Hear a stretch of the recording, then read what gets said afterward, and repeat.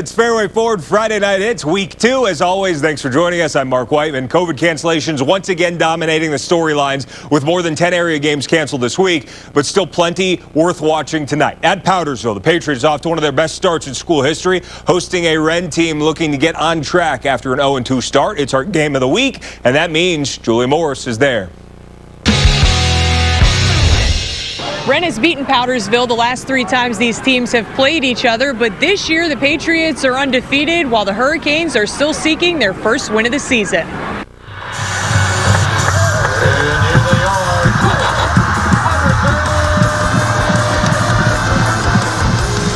On the Patriots' first possession of the game, it's 4th and goal, and Powdersville going for it, but Wren's defense making a big-time play. Malik Woodruff picks off Eli Hudgens' pass. Defense definitely the story of the first half. Wren's up 3-0 at the break. Still a 3-0 game midway through the third, and here's another big defensive play. Wren quarterback Gavin Owens trying to avoid getting sacked. He gets rid of the ball, but it's picked off by Harrison Jeffries, and the Patriots capitalize off the turnover. Thomas Williams reaching in for the first touchdown of the game. Patriots on top, 7-3. Fourth quarter, though, Wren retakes the lead. Owens takes it himself, and the Hurricanes lead 9-7. Powdersville makes a field goal, though, with about 6 minutes to go, so the Patriots are up 10-9. Wren needs to make something happen with less than 2 minutes to play in the game, but the Patriots defense makes a big stop on 4th and 3. Powdersville holds on to win 10-9. It's a special group. I think we went from being a good team to being a great team, and that's kind of what we're trying to preach with these, because they got it in them, and I think they know that by now. Wren hosts Easley next Friday. Powdersville plays at Pendleton. At Powdersville High School, I'm Julia Morris, WYFF News 4 Sports.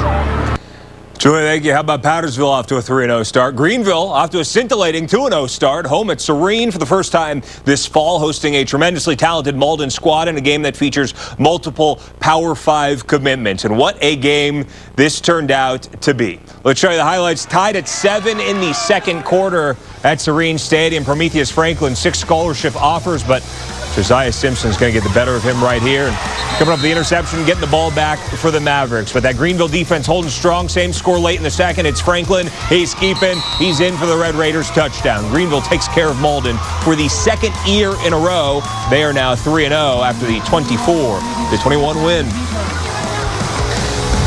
Chapman lost a back-and-forth game last Friday against Burns, taking a quick trip east to Boiling Springs. Panthers up big in the second half. Drew Settle, no settling for Walt Waddle. How good is that connection for Chapman? Panthers lead 38-10 at that point. Boiling Springs has the ball, and they're going to try and answer back in this game, tighten it up a little bit. Carmelo Martin getting the handoff.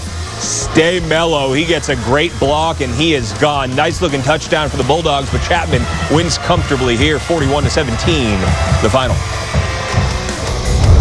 Seneca 2-0 for the first time since 2015. All the Wildcats did that year was go 12-1 and make the upper state semis on the road at Easley. Green Wave, however, up 20-15 in the third. Easley quarterback A.J. Brown dancing through the Seneca defense for the Green Wave touchdown. That makes the score 27-15 Easley at that point. Same score, same quarter. Seneca answering back. It's going to be Landon Mosley. As we can get to the highlight here. Here we go. Landon Mosley faking to the left, swiveling right, and hits.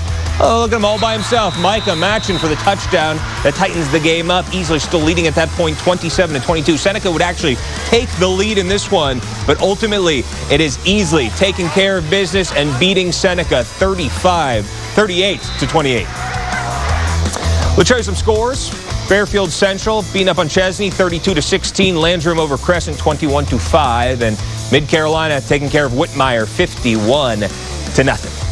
Well, it's been a historic couple of weeks for Riverside. The Warriors 2-0 for the first time since 2007, hosting Berea tonight in their home opener, eyeing their first 3-0 start in 20 years. Bulldogs clobbered Liberty last week, their first season opening win since 2015, but it's going to be the Warriors on the move early in this game. Rob Sanders to Caden Cosby, but this highlight isn't about them. The show's called Friday Night Hits, and Christian Roberson obliges with a pile drive. Berea gets the ball back. Roman Brown rolling out, tries to flip one in. Zion Culbertson snags it for the INT. That puts Riverside in prime position, and the offense is going to move the ball right down the field on the short field. Braylon Flowers, Lotta plunging in from 4 yards out for the Riverside touchdown.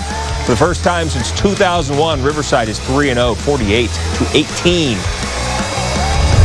The Daniel Lions adding this game against Duluth earlier this week. Wildcats coming a long way, over 2 hours from just outside Atlanta. Duluth's Lonnie Ratliff hits Reshawn Spencer, who just pops it up. Logan Lasher, right place, right time for the Lions. Interception, the second of 3 first-quarter picks for Daniel. That sets up a short field. Trent Pierman back to pass. Coach's kid, nothing open. So he's just going to take off with a 12-yard Daniel touchdown as the Lions get rolling. Then it's going to be Chris Edge. Lions in scoring position again, an Edge from down in close, punching it in, 41-19. Daniel taking care of business on this Friday night. Huge test for Burns. 2-0 Rebels hosting Dutch Fork. Silver Foxes playing for the first time since senior offensive lineman Jack Alcatib collapsed and died at practice last week.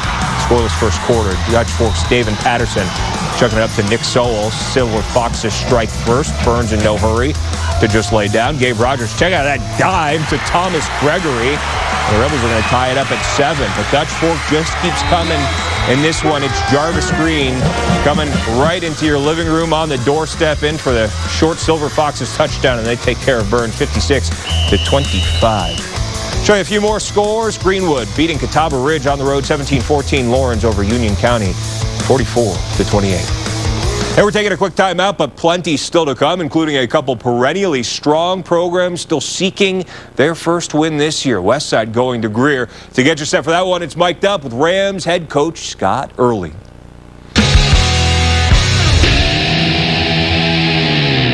All right, line us up. Get a play. Line us up. The play clock is stuck on 25. He's looking at the play clock. Come on, baby. Settle down. Hey, anytime I see a hand in there, that means you've done your job. I know he's out of his mind. Snap it at 5. Relax. And I love 50 Cent. I love Soldier Boy. And then y'all cover like crazy because both these kids are athletes. Step up underneath and let it go. All right? Don't be twirling around. Just be patient. Step up underneath.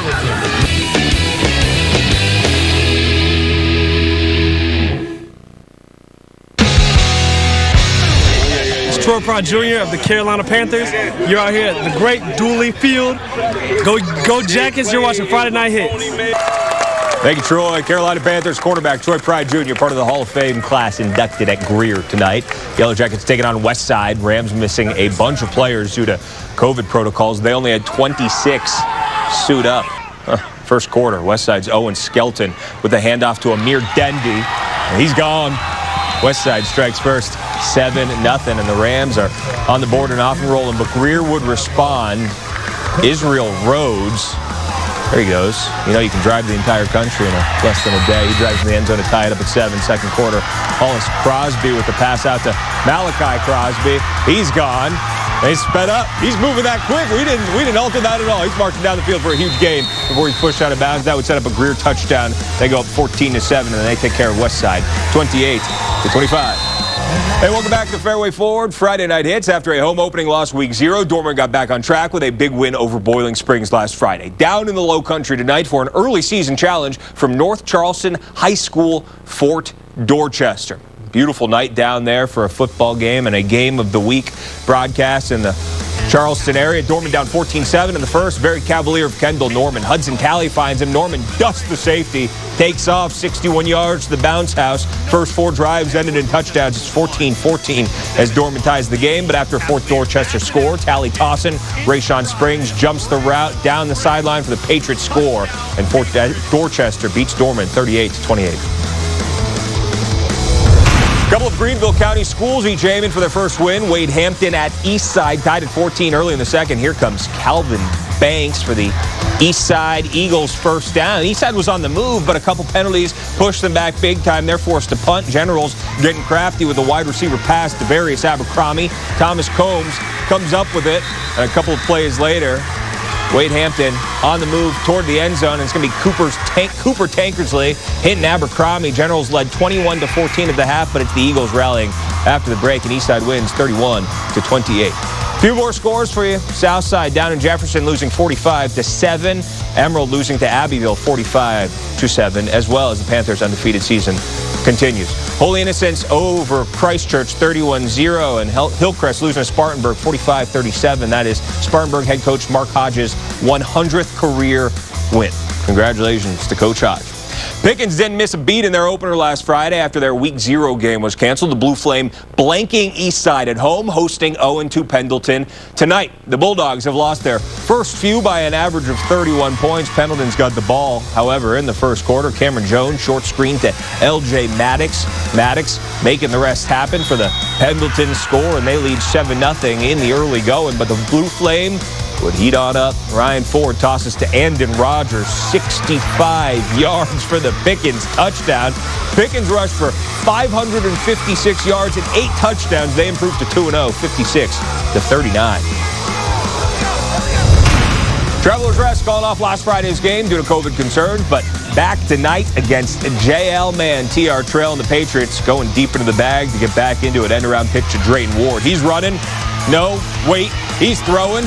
And he's throwing it up to Gavin Baker, the touchdown maker, who hauls it in. Devil Dogs still down 27-22 at that point.